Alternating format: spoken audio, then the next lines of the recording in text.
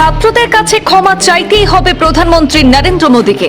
जो इस पूरे सिस्टम को चलाते हैं उनको स्टूडेंट से अपोलोजाइज करना चाहिए रिस्पेक्टफुली कि गलती हो गई, जो हुआ वो नहीं होना चाहिए था, आप लोगों को चोट लगी है, हम अपनी गलती मांगते हैं, कोई बड़ी बात नहीं। हजारों स्टूडेंट्स पे लाठी चल रही है, राइफल्स पॉइंट हो रही हैं, टांगे तोड़ी जा रही हैं, पेलेट गन से मारा जा रहा है। ये आतंकवादी नहीं है, ये हमारा फ्यूचर है, ये हमारे दुश्मन नहीं है, हमारा फ्यूचर है। মোদীর 10 বছরে 152টি পরীক্ষার প্রশ্ন ফাঁস হলেও কেউ সাজা পায়নি, অভিযোগ রাহুলের। सुपरफिशियली दिख रहा है कि 152 पेपर लीक हुए हैं पिछले 10 साल में। सच्चाई नहीं मालूम, क्योंकि ये 300 भी हो सकता है, क्योंकि बहुत सारी बार पेपर लीक हो गया, किसी को पता भी नहीं लगा होगा, वो भी हो सकता है। बट जो हमें मालूम है 152 152 पेपर लीक हुए। 7.5 करोड़ परिवारों को, स्टूडेंट्स और परिवारों को पेपर लीक ने डैमेज किया। 7.5 करोड़ युवाओं का नुकसान होता है, मगर पिछले 10 साल में एक भी कन्विक्शन नहीं हुआ। নিট কাণ্ডে সরকারের কাছে 3 দাবি রাহুল গান্ধীর। আন্দোলনরত ছাত্রদের বিরুদ্ধে পুলিশি হস্তক্ষেপের তীব্র সমালোচনা করেছেন তিনি। আটক হওয়ার মাত্র 24 ঘন্টার মধ্যেই ফের প্রশ্নপত্র ফাঁস ইস্যুতে কেন্দ্রীয় সরকারের বিরুদ্ধে তীব্র সুর চড়ালেন লোকসভার বিরোধী দলনেতা রাহুল গান্ধী। তার অভিযোগ, গত 10 বছরে দেশে 152টি পরীক্ষার প্রশ্নপত্র ফাঁস হয়েছে, অথচ একটি মামলাতেও কাউকে দোষী সাব্যস্ত করা যায়নি। আন্দোলনরত ছাত্রদের বিরুদ্ধে পুলিশি পদক্ষেপের প্রতিবাদে কালো বেজ পরে সাংবাদিক বৈঠক করেছেন রাহুল গান্ধী।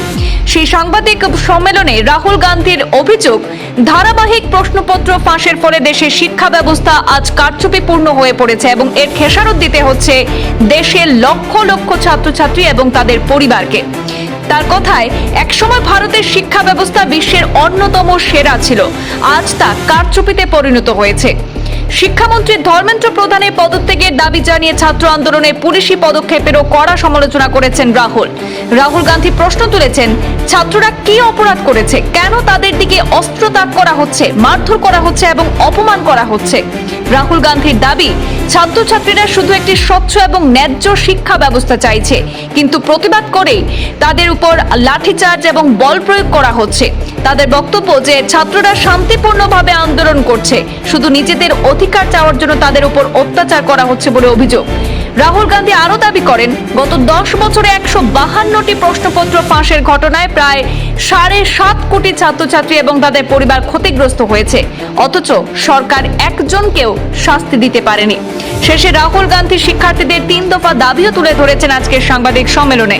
কেন্দ্রীয় শিক্ষামন্ত্রী ধর্মেন্দ্র প্রধানের পদত্যাগ, ছাত্রদের উপর হামলার ঘটনায় জড়িতদের জবাবদিহি নিশ্চিত করা এবং প্রধানমন্ত্রী নরেন্দ্র মোদীর ছাত্রছাত্রীদের কাছে ক্ষমা প্রার্থনা, এই 3টি দাবি তুলে ধরেছেন রাহুল গান্ধী। রাহুল গান্ধীর সেই সাংবাদিক সম্মেলনের আংশিক আপনাদের শোনানোর চেষ্টা করছি। कुछ दिनों से देश के स्टूडेंट्स एजिटेशन कर रहे हैं, गुस्से में हैं, पीसफुल प्रोटेस्ट कर रहे हैं। इसके कारण है, पहला कारण, जो हमारा एजुकेशन सिस्टम है, जो पूरी दुनिया में मशहूर हुआ करता था as a great education system, वो अब रिग्ड एजुकेशन सिस्टम है। कितना रिग्ड है वो किसी को नहीं मालूम। सुपरफिशियली दिख रहा है कि 152 पेपर लीक हुए हैं पिछले 10 साल में। सच्चाई नहीं मालूम, क्योंकि ये 300 भी हो सकता है, क्योंकि बहुत सारी बार पेपर लीक हो गया, किसी को पता भी नहीं लगा होगा, वो भी हो सकता है। बट जो हमें मालूम है 152 152 पेपर लीक हुए।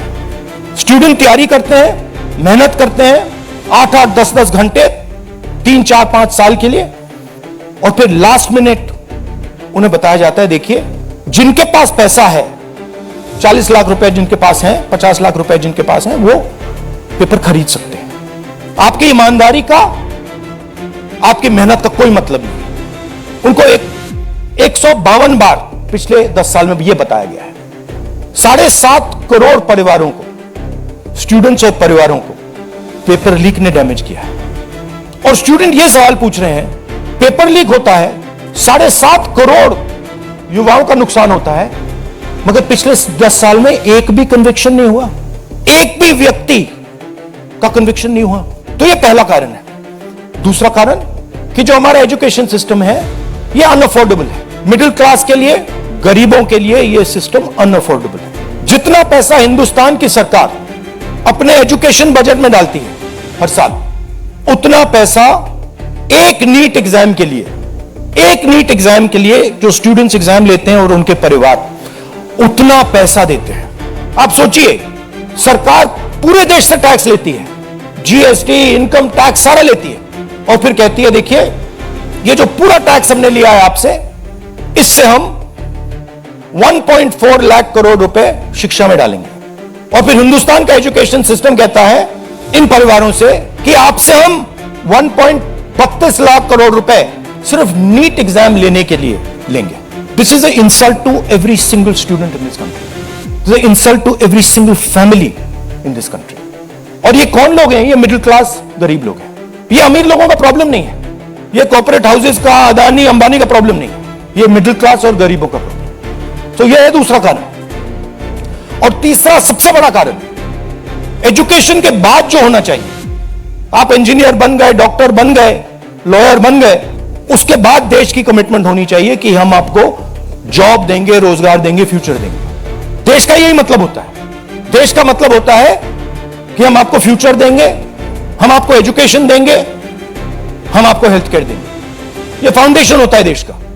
और ये देश कहता है कि नहीं, हम आपसे पैसा चोरी करेंगे, हम एजुकेशन सिस्टम को रिग करेंगे, और फिर उसके बाद सारे के सारे दरवाजे हम बंद कर देंगे। एक ही दरवाजा आपके लिए खुला होगा, सरकारी नौकरी, वो भी रिग्ड है। उसमें भी जिसकी जान पहचान है वो घुसेगा, जिसके पास 40 लाख रुपए वो घुसेगा। पहला दरवाजा मैन्युफैक्चरिंग, चाइना का माल कोने कोने में बिकता है। हिंदुस्तान की मैन्युफैक्चरिंग बैकबोन खत्म है, स्मॉल एंड मीडियम इंडस्ट्रीज खत्म है। पहला दरवाजा बंद। दूसरा दरवाजा एंटरप्रेन्योरशिप का। बैंक का सारा पैसा 2-3 बिजनेसेस के हाथ में जाता है। आप में से कोई एंटरप्रेन्योर बनना चाहता है, दरवाजा बंद। टीवी पे ऐड जाएंगे, एंटरप्रेन्योर बनो। एंटरप्रेन्योर बनने के लिए लोन की जरूरत होती है, पैसे की जरूरत होती है, वो नहीं मिलेगा। दूसरा दरवाजा बंद। तीसरा दरवाजा कॉर्पोरेट जॉब, आईटी जॉब, जो हिंदुस्तान की सक्सेस रही है, उसको एआई ने खत्म कर दिया, खत्म कर रहा है। पब्लिक सेक्टर बंद, पूरा प्राइवेटाइज कर दो, खत्म कर दो। तो एक ही रास्ता है, वो सरकार वाला, गवर्नमेंट एग्जाम। और फिर उसमें कहते हैं सबसे पहले पूरी अपनी आमदनी दो, उसके बाद हम सिस्टम को रिग करेंगे। और आप लोग मिडिल क्लास के लोग, गरीब लोग अपना पैसा डालो, और जिसके पास 40-50 लाख रुपए है वो पीछे से बैकडोर से घुस जाएगा। ये 3 कारण है कि दिल्ली के स्टूडेंट्स, हिंदुस्तान के स्टूडेंट्स गुस्से में है, बाहर है। इनको क्या कमिटमेंट चाहिए? ये कोई ज्यादा नहीं मांग रहे। सबसे पहला कमिटमेंट जो सिंबल है इस चीज का, धर्मेंद्र प्रधान मिनिस्टर, सबसे पहले आप सिंबल को हटाइए। बड़ी बात नहीं है। सुसाइड हुए बच्चों के, 152 पेपर लीक्स हुए। स्टूडेंट्स की पहली मांग यह है, इनको हटाइए।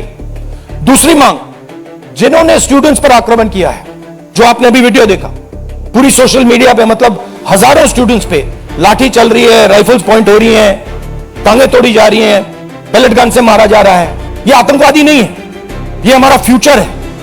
ये हमारे दुश्मन नहीं है, ये हमारे लोग हैं, हमारा फ्यूचर है। तो इन लोगों पर जिन्होंने वायलेंस किया है, हिंसा की है, इन पर एक्शन होना चाहिए। ये स्टूडेंट्स की दूसरी मांग है। और तीसरी मांग, जो इस पूरे सिस्टम को चलाते हैं, उनको स्टूडेंट से अपोलोजाइज करना चाहिए रिस्पेक्टफुली कि गलती हो गई, जो हुआ वो नहीं होना चाहिए था, आप लोगों को चोट लगी है, हम अपनी गलती मांगते हैं, कोई बड़ी बात नहीं है।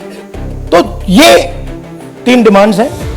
We are 100% supporting every single student and we are fully behind you and we are going to ensure. अब इसमें 2 चीजें हैं। एक तरफ स्टूडेंट्स हैं, उनका फ्यूचर है, वो क्या चाहते हैं कि बात उनकी इशू पे रहे। उनकी इशू क्या है?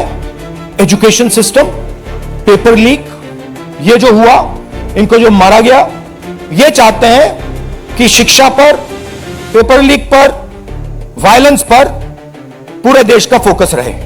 मैं भी चाहता हूं और पूरा ऑपोजिशन चाहता है कि फोकस यहां रहे और इसके बारे में कुछ किया जाए, एजुकेशन सिस्टम को बदला जाए। और ये जो 3 डिमांड्स है स्टूडेंट्स की, दिल की डिमांड्स है, जो उनको चोट लगी है, उस आवाज से ये बोल रहे हैं, ये हमारे लिए बहुत जरूरी चीज है।